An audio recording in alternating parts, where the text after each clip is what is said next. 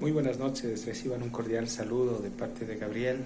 Nuevamente desde mi hogar quiero dirigirme a ustedes a fin de poder transmitir un mensaje de aliento que sé que llegará a nuestros corazones. Y quiero que me acompañen en sus Biblias a los Salmos, al libro de los Salmos. Vamos por un momento al Salmo capítulo 1. Y aquí habla acerca de dos clases de personas.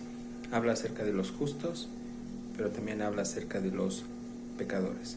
En otra versión dice los redimidos y los no redimidos como título. Y cuando damos lectura al verso 1 en adelante del Salmo 1, capítulo 1 en adelante, dice la palabra: Bienaventurado el varón que no anduvo en consejo de malos, ni estuvo en camino de pecadores, ni en silla de escarnecedores se ha sentado, sino que en la ley de Jehová está su delicia, y en su ley medita de día y de noche. Será como árbol plantado junto a corrientes de aguas, que dan su fruto a su tiempo, y su hoja no cae, y todo lo que hace prosperará. Esta es la primera parte donde el escritor de este salmo habla de la característica de los justos. Y cuando hablo de las características, hablo de la vivencia o de la manera práctica como los justos se desenvuelven en este mundo. Pero también viene otro grupo, y aquí también dice en el verso 4, dice: no así los malos, que son como el tamo que arrebata el viento, por tanto no se levantarán los malos en el juicio, ni los pecadores en la congregación de los justos. El verso 6 termina y dice: porque Dios conoce el camino de los justos, mas la senda de los malos perecerá. Vemos que este capítulo y esta introducción del libro de los Salmos inicia con esta palabra bienaventurado. ¿Y qué es bienaventurado? Bueno, la palabra bienaventurado es extremadamente dichoso o extremadamente gozoso. La definición pues la sabemos. Ahora, si entramos a fondo, Dios a través de este salmo nos está hablando de que todos aquellos que aman a Dios, que se deleitan en Él, que les agrada obedecer su palabra, van a sentirse totalmente felices, dichosos. Y esto es algo interno, es algo espiritual, pero también va prácticamente a las emociones, al ciento, es decir, a las emociones. Entonces, vemos que Dios nos creó a los seres humanos como tripartitos, es decir, espíritu, alma y cuerpo. Y nuestro espíritu es un vaso donde nosotros, cuando recibimos a Cristo Jesús, llegamos directamente a, Dios a través del Espíritu Santo llegó a morar en nuestro espíritu y Él se hizo uno con nosotros. Por eso dice que el que se une al Señor, un solo espíritu es con Él. Más adelante pues también nos damos cuenta que nuestra alma, en nuestra alma pues existe o está el ciento de nuestras emociones. Entonces en nuestra alma tenemos nuestra mente, la voluntad y las emociones, ¿cierto? Y Dios crea el alma, que es el ciento de las emociones, donde está la mente, donde nosotros podemos pensar, ¿sí? Y está también nuestra voluntad, es decir, donde nosotros decidimos. Y el salmista nos hace entender que cuando nosotros tomamos la decisión de obedecerle, en nuestras emociones podemos experimentar esta palabra que es dichoso o bienaventurado. Entonces esto no es solo teórico, esto es algo práctico que lo vive aquel que está en obediencia hacia Dios, es decir, en obediencia a Dios. Entonces el salmista está diciendo que los que viven a Cristo, los que se deleitan en obedecerle a Él, son tanto varones como mujeres que tienen una forma particular de vivir. Y en el verso 1, cuando dice el bienaventurado, dichoso, extremadamente feliz, el varón dice que no anduvo en consejo de malos, ni estuvo en camino de pecadores, ni en silla de escarnecedores se ha sentado. Entonces, en este verso vemos tres aspectos, ¿sí?, de la conducta de los verdaderos hijos de Dios. Primero, no andan en consejo de malos. ¿Y qué quiere decir esto de andar en consejo de malos? Quiere decir que ellos no se dejan influenciar por los consejos que saben que pueden ser nocivos para ellos, para su alma, para su corazón. Entonces, el mundo está plagado de un sinfín de filosofías huecas y que no tienen sentido. El enemigo, es decir, Satanás, tratará siempre de atacar la mente del hombre, infundiéndole cierta clase de pensamientos o clase de filosofías que obviamente no le traen ningún beneficio al Hijo de Dios. Entonces, nosotros que tenemos al Espíritu Santo, que es Dios morando en nosotros, que es el mejor maestro por excelencia, Él nos va a llevar a discernir, que es decir, diacrino en el griego. Esta palabra diacrino quiere decir separar.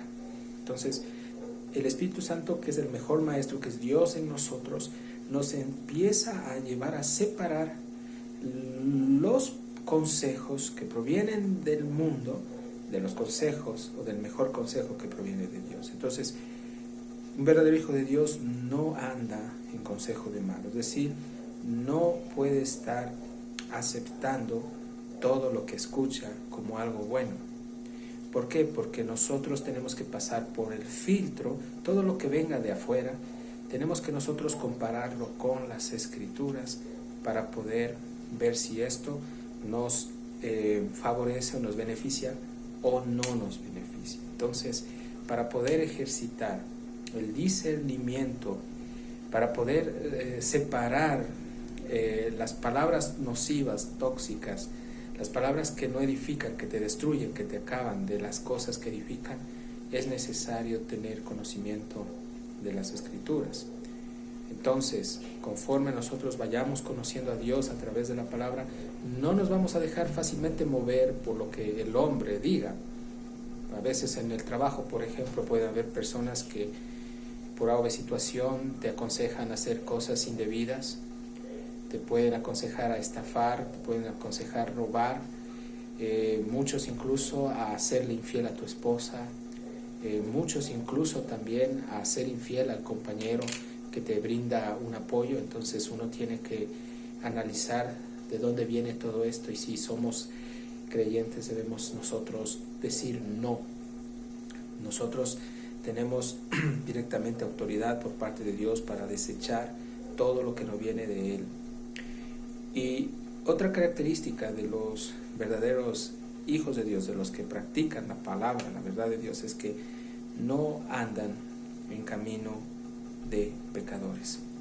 Hay otras citas bíblicas donde Dios a través de las Escrituras nos advierte que no debemos directamente hacer lo que la gente que no conoce a Dios hace. Entonces, cuando habla de no andar en camino de pecadores, aquí no está diciendo Dios que nosotros debemos alejarnos de los pecadores, que nosotros debemos distanciarnos de los compañeros de trabajo, de los compañeros de universidad, porque ellos no conocen a Dios. No, al contrario, aquí Él está hablando de una palabra, dice camino, aquellos que no están en camino. Y cuando dice el salmista en camino, está diciendo no practican lo que ellos hacen. Entonces, si el impío es inmoral, el Hijo de Dios evita ser inmoral. Si el impío le gusta tomar alcohol, emborracharse, el Hijo de Dios no lo hace.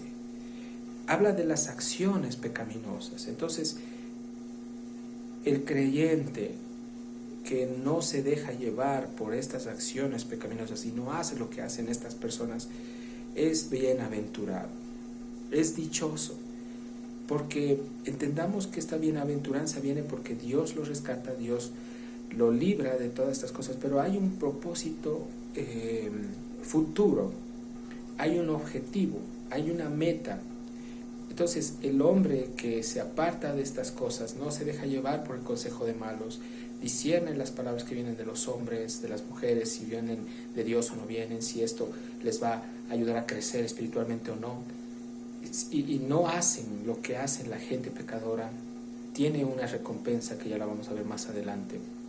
Pero también dice, dichosos o bienaventurados el hombre o la mujer que no se siente en silla de escarnecedores. Cuando habla de escarnecedor, está hablando acerca de gente que, como describe Judas, son atrevidos y contumaces, son gente que se burla de Dios, son gente que trata de hacer mofa por las cosas espirituales, y uno puede identificar a estas personas. Entonces también hay otra parte de las Escrituras donde nos dice Dios que no debemos dar las perlas. Cuando habla de perlas, Dios habla de la palabra, de las riquezas de Dios, a los cerdos, no sea que ellos se vuelvan y los despedacen. Hay un punto en el que yo creo que como hijos de Dios nosotros debemos exponer las Escrituras, pero también debemos analizar, ¿sí?, el terreno en el que nosotros estamos sembrando, porque hay muchos que no van a aceptar el mensaje de Dios. Estos son los burladores, estos son los que escarnecen a los cristianos, y Dios lo que nos está llamando es que nosotros no tengamos comunión con los escarnecedores, sino que más bien evitemos. Y cuando habla de silla, habla obviamente de que tú te sientas en una silla para conversar, para tener comunión. Pablo a Timoteo le dice en la segunda carta de Timoteo capítulo 3, más adelante, dice, estos tienen apariencia de piedad, pero niegan la eficacia de ellos. A estos evita. Es lo mismo, aquí vemos la misma energía que Dios está diciendo a sus hijos. Evita sentarte o tener comunión o compartir algo con gente burladora, escarnecedora, que no tiene las creencias de Dios, y que aparte Él sabe que tú eres creyente y te va a ofender y va a tratar de hacerte quedar mal. Es tan terrible, ¿no? Porque entendemos nosotros que estas personas son personas que están guiadas por este príncipe de este mundo que es Satanás. Entonces, tomemos en cuenta esto, que es de suma importancia.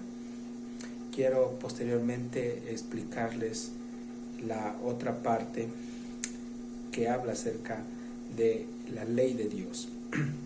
El verso 2 dice, sino que en la ley de Dios está su delicia, y en esta ley medita de día y de noche.